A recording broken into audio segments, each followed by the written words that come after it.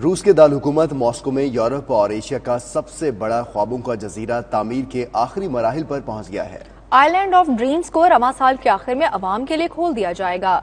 Report कर रहे हैं शाहिद घुमान।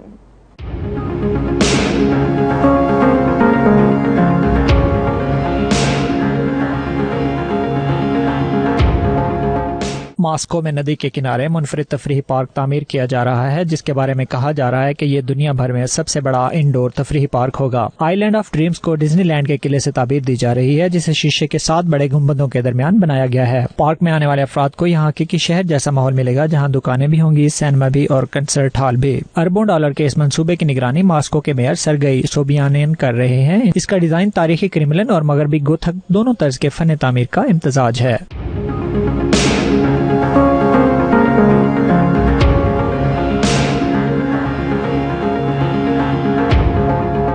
तीन लाख मुरब्बा मीटर पर मुहित ये पार्क साल के आखिर तक खुल जाएगा। पार्क में सियाह मुफ्त दाखिल हो सकेंगे, लेकिन अंदर झूले इस्तेमाल करने के लिए उन्हें टिकट खरीदना होगा। शाहिद घुमान, 92 न्यूज़, मॉस्को, रूस।